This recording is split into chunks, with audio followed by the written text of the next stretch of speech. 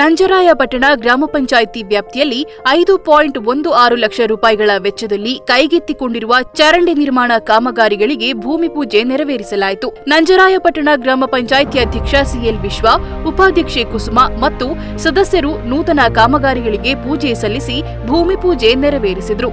ಎಲ್ಲ ರೀತಿಯಲ್ಲಿ ಕೆಲಸ ಜನಗಳಿಗೆ ಯೂಸ್ ಆಗುತ್ತೆ.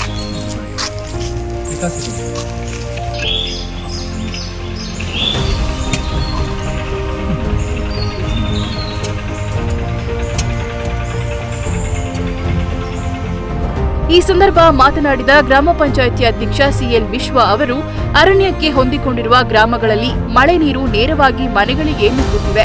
ಈ ಹಿನ್ನೆಲೆಯಲ್ಲಿ ಸಂತ್ರಸ್ತ ನಿವಾಸಿಗಳ ಪ್ರಮುಖ ಬೇಡಿಕೆ ಅನ್ವಯ ಚರಂಡಿ ನಿರ್ಮಾಣ ಕಾಮಗಾರಿ ಕೈಗೆತ್ತಿಕೊಳ್ಳಲಾಗಿದೆ.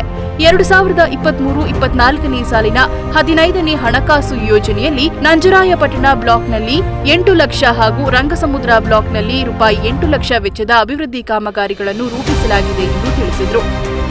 ಗ್ರಾಮ ಪಂಚಾಯಿತಿಯ